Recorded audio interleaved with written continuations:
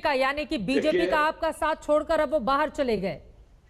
देखिए, हनुमान बेनीवाल जी कितने भोलेपन से बात कर रहे थे। मतलब उनका कोरोना टेस्ट की रिपोर्ट निगेटिव आ गई। जनाब, कोरोना टेस्ट की रिपोर्ट किसी भी एजेंसी को करनी है, तुरंत आईसीएमआर की गाइडलाइन है कि उसको अपलोड करना पड़ता है। अगर यह है तो तीनों अपलोडेड रिपोर्ट दिखा दे कि एक निगेटिव और अगले दिन की पॉजिटिव। दूसरा, सांसद है भाई, हर बिल की कॉपी मिलती है। फाड़ने के लिए संसद के अंदर होना जरूरी नहीं है, और फाड़ने का ऐलान 6 महीने बाद हो रहा है। तब जबकि उनके नागौर क्षेत्र में स्थानीय चुनाव में उनकी पार्टी का प्रदर्शन बेहद निराशाजनक रहा। उसके बाद उन्हें इस बात का अंतर्भूति हो रही है कि 6 महीना पहले जो मुझे मिला था कानून की प्रतिलिपि, वो मैं यदि अंतर होता तो फाड़ देता, और अब मैं पढ़ पाया। मतलब उनको हुजूर आते आते बहुत देर कर दी, 6 महीना लगा कुछ पन्ने पढ़ने में। इससे साफ समझ में आता है कि जितना वो कह रहे हैं उसमें और कुछ नहीं है। तो भाई वो है, मोदी जी की फोटो लगा के चुनाव मांगे थे, वोट मांगा था उन्होंने। हम राजस्थान में सब प्रभारी थे भाई, सब मोदी जी के कार्यक्रम लगा के, पोस्टर लगा के उनके नाम पे वोट मांगे थे। फिर आप देखिए कह रहे हैं कि मुझे अंदर नहीं आने दिया गया। भाई बिल तो तुमने पढ़ लिया था। सुधांशु जी, लेकिन एक एक करके आपके सहयोगी आपका साथ छोड़ रहे हैं। पहले शिरोमणि अकाली दल और अब ये।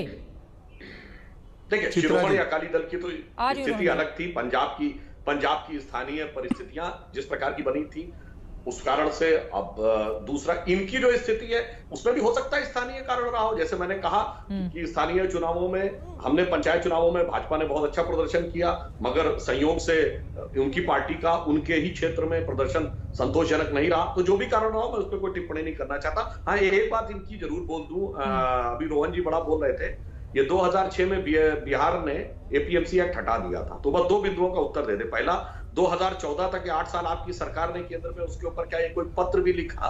अगर लिखा हो तो हमें प्रेषित कर दीजिएगा। दूसरा, 2015 से 17 तो बिहार में आप सरकार में शामिल थे, तब कृषि मंत्री किस पार्टी का था? कांग्रेस का। और उसने 3rd स्टेज एग्रीकल्चर रिफॉर्म को अप्रूव किया है। यानी उसी व्यवस्था के तहत तीसरे चरण का सुधार कांग्रेस का कृषि मंत्री अप्रूव करता है, और देखिए टीवी पे भाषण देते हैं। जवाब दीजिए रोहन गुप्ता जी। प्रधानमंत्री ने भी कहा है कि कुछ लोग जिंदा रहने के लिए राजनीति में जड़ी बूटी खोज रहे हैं और किसानों का सहारा ले रहे हैं। देखिए, प्रधानमंत्री जी को भाषण पसंद है, संवाद पसंद नहीं है। और उनका संवाद पूरे देश ने कल देखा कि किस प्रकार से उन्होंने संवाद किया, जिसमें जो अगर 2-3 कैमरे सिंधु बॉर्डर पे फीड कर देते प्रधानमंत्री को, और देश को असलियत मालूम चल जाती।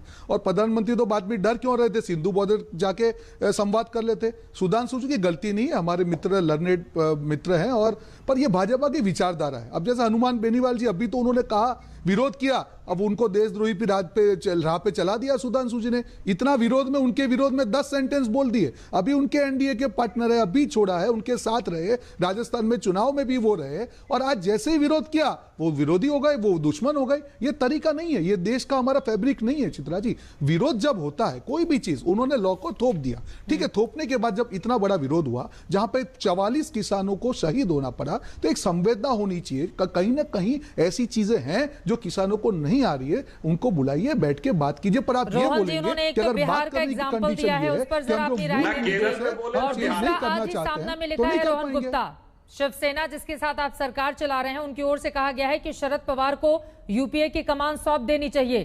कांग्रेस से अब कुछ हो नहीं रहा है।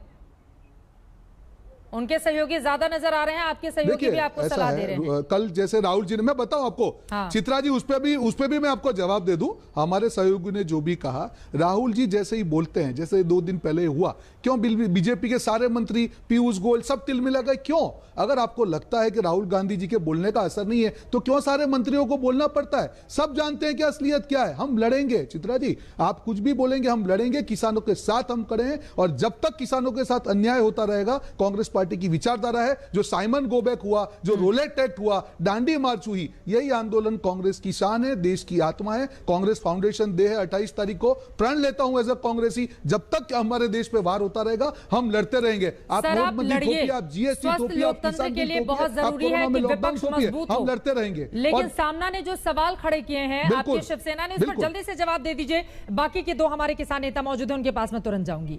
एक बार उस पर भी जवाब, और बिहार पर भी तो कुछ बोलिए। देखिए ऐसा है, हाँ, केरल और बिहार पे तो बिल्कुल जवाब दूंगा मैं। ऐसा है, देखिए उनका अपना व्यू हो सकता है। आज एक चीज सुन लीजिए, वहां पे जो साझा सरकार है वो कांग्रेस के कारण साझा सरकार बनी हुई है। आज भी राहुल गांधी जी जब बोलते हैं, जब विरोध करते हैं, सारे जो भाजपाई नेता है सब खड़े हो जाते हैं। 4 नेताओं के तो अलार्म बज जाते हैं 6 बजे, भैया तुम्हारी नौकरी आज दिहाड़ी बनेगी, राहुल जी बोले हैं जरा भागो उठ के, बाकी तो उनके पास कुछ काम नहीं। ये पीयूष गोयल ग्रेविटी उनको मालूम नहीं है और यहां पे आज ज्ञान बांट रहे हैं, तर्क की बात करें। अरे भाई साहब, जो आप रजाई ओढ़ के सो रहे हो, जो किसान रोड पे बैठा है उससे तर्क की बात करो। आज आपने किसान ने आपको जोरदार तमाचा मारा है। 40 संगठनों ने, जो गुजरात के संगठन, सब देश के सारे संगठनों ने कहा अहंकार छोड़ो नहीं तो गद्दी छोड़ो। कब तक आप बेशर्मी से अपने अहंकार से चिपके रहोगे? अगर गलती हो गई है माफी मांग लो और ये लॉ वापस ले लो और किसान से डिस्कशन करो। ऐसे नहीं होता है। आपका जो खालसा है अपने धनदाताओं के लिए देश के किसानों की आय को देना, किसान माफ नहीं करेगा। सुधांशु जी जल्दी से जवाब बस एक लाइन में। हाँ। केरल पे काका गागा कहते हैं ना, का नहीं निकला मुंह से। बिहार पे बा नहीं निकला मुंह से। घोषणा पत्र पे घा नहीं निकला मुंह से। फल और सब्जी पे पंजाब में हटा रखा एपीएमसी में, उस पे मुंह में दही जम गया। बाकी आए बाएं साएं, मैंने तो 4 तथ्य पूछे, किसान से नहीं आपसे पूछ रहा हूं। एक भी चीज का तर्क संगत तथ्यात्मक जवाब आप नहीं दे पाए। और रही बात इसकी, राहुल गांधी जी बाहर निकलते हैं, अरे वो तो अध्यक्ष पद छोड़ के सबसे, अरे भाई साहब आप कब तक सवाल पूछते रहेंगे? आप सरकार में जब छोटे थे, सुधांशु जी तभी तो जवाब दीजिए। लो आपने थोपे हैं, हमने नहीं थोपे हैं। कब तक सवाल पूछेंगे? जवाब तो दीजिए। क्यों 44 किसानों को शहीदी देनी पड़ी? क्यों किसान बैठा हुआ है? क्यों आज 40 संगठनों ने आपको थप्पड़ मारा? क्यों आपका अहंकार इतना बड़ा है? क्यों आपके साथी छोड़ के जा रहे हैं? क्यों आप किसी को नहीं संभाल पा रहे हैं? कब तक अहंकार करते रहेंगे? कब तक देश से धोखा करते रहेंगे? एक पराकाष्ठा हो चुकी है। जैसे अंग्रेजों का अहंकार नहीं चला, वैसे ही आपका भी नहीं चलेगा। आप डिवाइड एंड रूल छोड़ दीजिए। किसानों को आपने आतंकवादी तक कह दिया। शर्म नहीं आती है आपको? आपको शर्म आनी चाहिए। आपकी पार्टी को शर्म आनी चाहिए। किसान को, अन्नदाताओं को आपने आतंकवादी कह दिया। जय जवान जय किसान की बात जवान को किसानों को लगवा दिया। क्या देश को मालूम नहीं चलता है? सुधांशु जी जल्दी से। इन किसान के बेटे जब सीआरपीएफ के जवान दंतेवाड़ा में मारे गए थे तो जश्न मनाया गया था जेएनयू में। आपकी सरकार थी, क्या एक्शन लिया था? इन्हीं सुरक्षा बलों के जवानों, अरे छोड़िए अभी यहाँ की बात कीजिए। आज की बात, नितिन पटेल किसान है गुजरात का, उसने कहा कि आपने जवान और किसान को सामने खड़ा कर दिया। अरे छोड़िए ये सब, बहुत हो गया आपका। आपका राष्ट्रवाद भी लोगों ने देख लिया, आपका देश प्रेम भी देख लिया। दोनों फर्जी है। अब देश के अन्नदाता को आप रोड पे बिठा रहे हैं और आप क्या बात कर रहे हैं? अगर देश का अन्नदाता रो रहा है, देश का व्यापारी रो रहा है, देश का युवा रो रहा है, देश की महिला रो रही है, कौन सी भारत माता की बात कर रहे हैं? ठीक है,